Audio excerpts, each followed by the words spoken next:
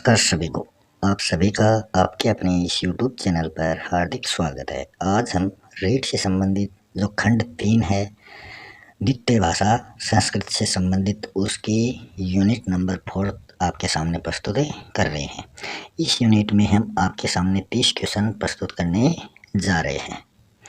तो इस यूनिट का नाम है संस्कृत भाषा कौशल। संस्कृत भाषा कौशल का जो विकास है उससे संबंधित ये यूनिट है। इस यूनिट को हम कंप्लीट करने वाले हैं। फर्स्ट नंबर क्वेश्चन है, संस्कृत भाषा शिक्षणस्य अंतिम कौशलम विद्यते। संस्कृत भाषा शिक्षण का जो अंतिम कौशल कौन सा है? तो संस्कृत भाषा शिक्षण के 4 कौशल होते हैं, श्रवण, संभाषणम, पठनम, लेखनम। तो इसमें अंतिम कौशल कौन सा है? तो इसका सूत्र है सु बो पैली। सबसे पहले सुनना मतलब श्रवण पहला है, वो बोलना मतलब भाषण ये दूसरा है, पै मतलब पढ़ना पठनम ये तीसरा है, और ली मतलब लिखना ये लेखनम जो है ये चौथा अंतिम कौशल है। तो ऑप्शन 4 इसका राइट हो जाएगा।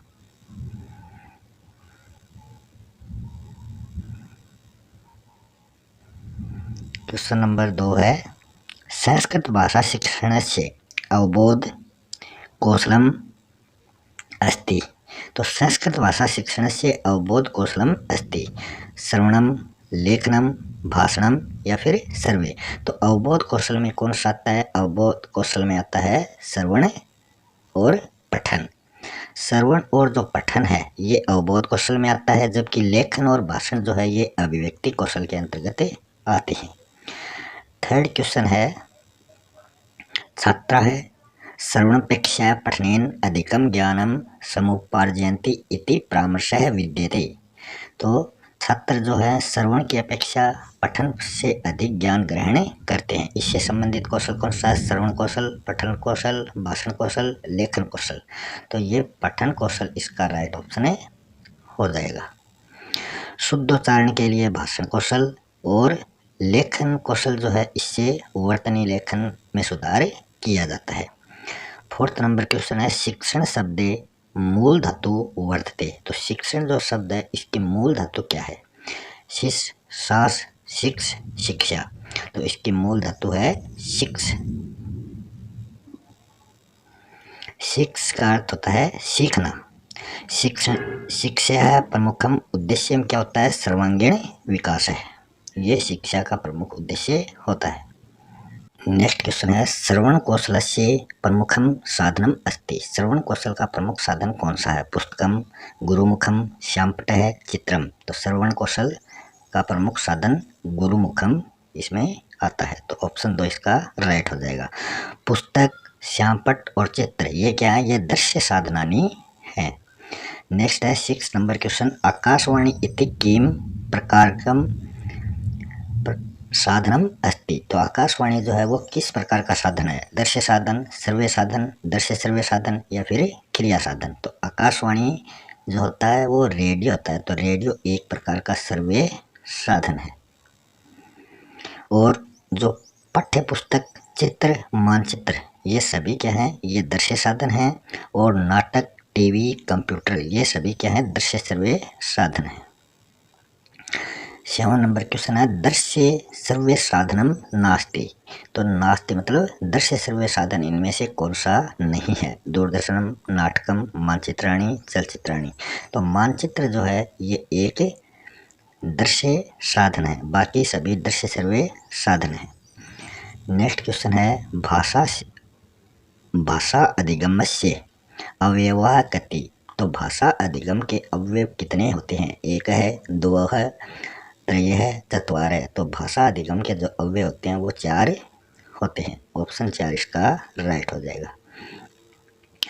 9 नंबर क्वेश्चन है, ग्रामोफोन अस्ति। तो ग्रामोफोन क्या है? सर्वे साधनम, दृश्य साधनम, दृश्य सर्वे साधनम या फिर सर्वे। तो ग्रामोफोन जो है वो एक सर्वे साधन है। टेप रिकॉर्डर भी जो है वो सर्वे साधन है। और दृश्य साधन में आ जाते हैं रेखा चित्र, प्रदर्शनी।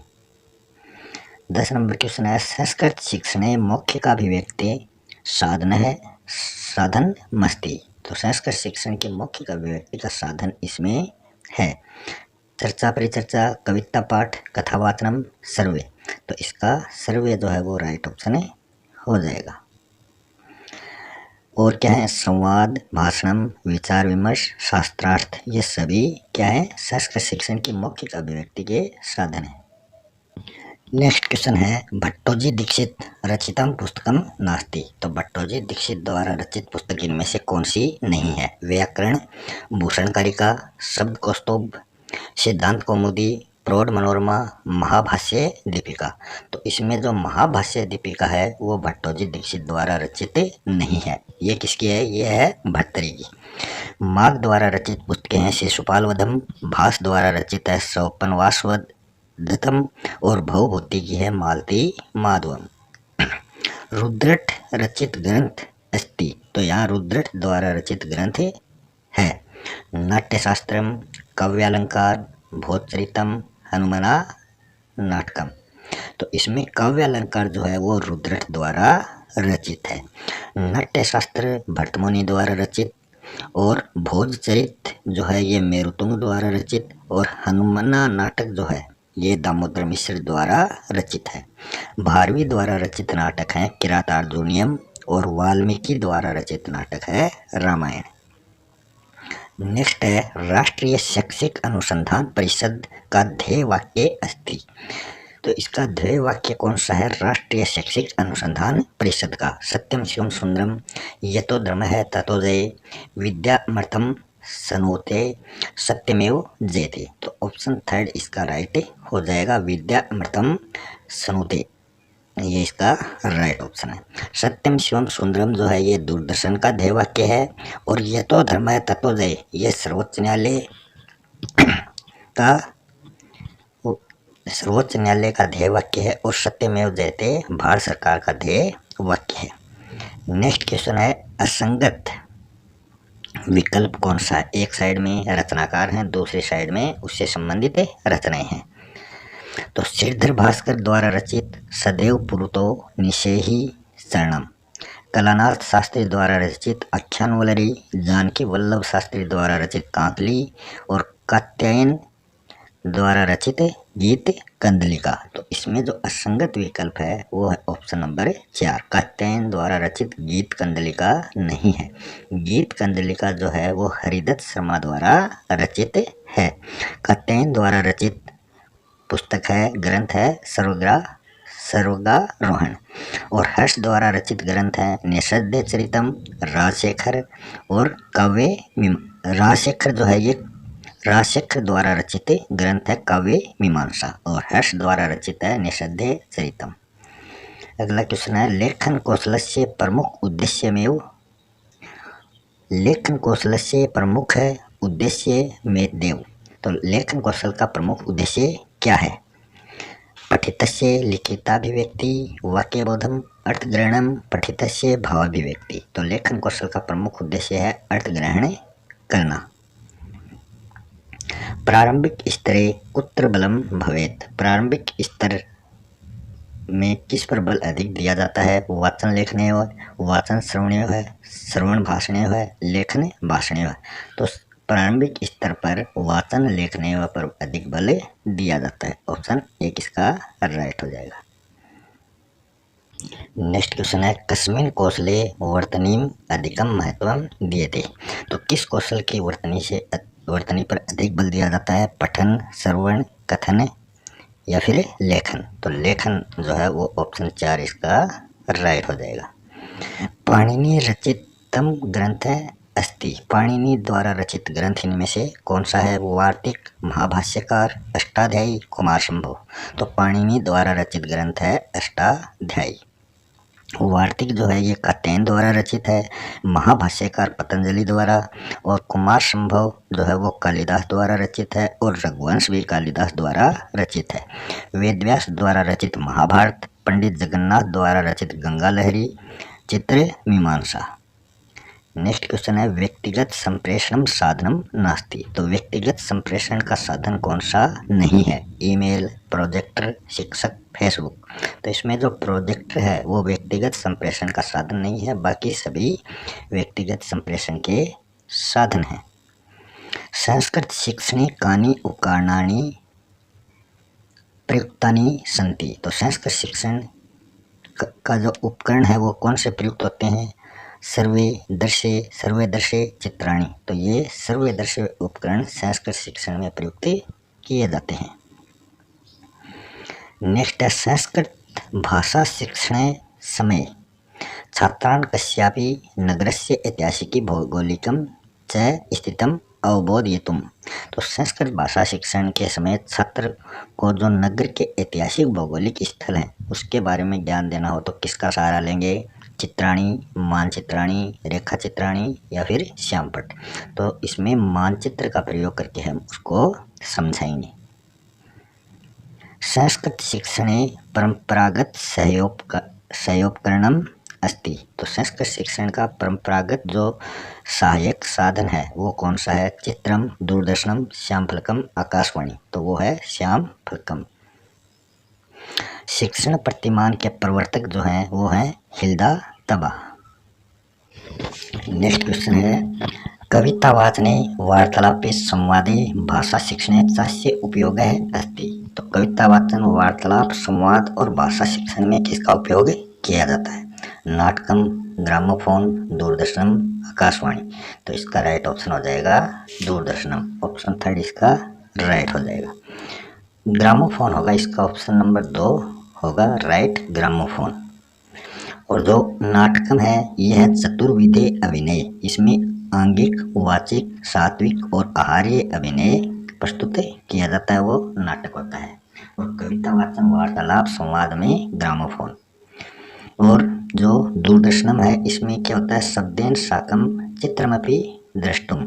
तो शब्द के साथ इसमें चित्र दिखाए जाते हैं। आकाशवाणी जो है ये वार्ता और साहित्य से संबंधित है। प्रोजेक्टर किम शिक्षण साधन है। तो प्रोजेक्टर है वो कौन सा शिक्षण साधन है? सर्वे दर्शे या फिर सभी। तो प्रोजेक्टर जो है वो हम देख सकते हैं तो वो दर्शे साधन है। संस्कृत शिक्षण अभिव्यक्ति कौशलम अस्ति। तो संस्कृत शिक्षण के अभिव्यक्ति कौशल में क्या आता है? लेखनम, भाषणम या फिर ये दोनों या फिर पठनम। तो अभिव्यक्ति कौशल में लेखन और भाषण दोनों आते हैं। और जो अवबोध कौशल है उसमें पठन और श्रवण आते हैं। संस्कृत भाषा सर्वाधिक समीचीना भाषा कथ्यते। तो संस्कृत भाषा के जो सर्वाधिक समीचीन भाषा है उसको वो कौन किसे कहते हैं? चित्रार्थम, दूरदर्शनार्थम, संगणकार्थम, ध्वनि विस्तारक यंत्रार्थम। तो ये संगणकार्थम इसका राइट हो जाएगा। अभिज्ञान शाकुंतलम किम अस्ति। तो अभिज्ञान शाकुंतलम जो है वो किस प्रकार की विधा है? नाटकम, महाकाव्यम, खंडकाव्यम या फिर कथा। तो अभिज्ञान शाकुंतलम जो है ये एक प्रकार का नाटक है। और महाकाव्य जो है वो है कुमार संभव। संस्कृत भाषा शिक्षण से तृतीय कौशल विद्यते। तो संस्कृत भाषा शिक्षण का तृतीय कौशल कौन सा होता है? इसके 4 कौशल होते हैं। सुबो बलि। तो श्रवण, बोलना, सुनना, बोलना, पढ़ना, लिखना। तो तृतीय भाषा कौशल है पढ़ना। सूक्ष्म शिक्षण क्या? छात्राध्यापकानां कृते छात्राणां लघु समूह मध्ये शिक्षण कौशलानि प्रयोक्तुम् अवसरं ददाति। तो ये सूक्ष्म शिक्षण से संबंधित कथन है। नेक्स्ट क्वेश्चन है विचार गोष्ठी किम संप्रेषण साधनम अस्ति। तो विचार गोष्ठी में जो संप्रेषण साधन है वो कौन सा है? व्यक्तिगत, सामूहिक, संस्थागत या फिर सर्वे। तो ये संस्थागत साधनों में आता है। संस्थागत जो संप्रेषण साधन है वो विचार गोष्ठी है। व्यक्तिगत साधन में आते हैं शिक्षक, छात्र, ईमेल, इंटरनेट। और सामूहिक संप्रेषण साधन में आते हैं प्रोजेक्टर, स्लाइड, प्रेजेंटेशन। अधोलिखितेषु असंगत विकल्प अस्ति। यहाँ जो विकल्प दिए गए हैं उनमें से असंगत कौन सा है? पाठ्यपुस्तक, चित्र, भाषा प्रयोगशाला, प्रतिकृति।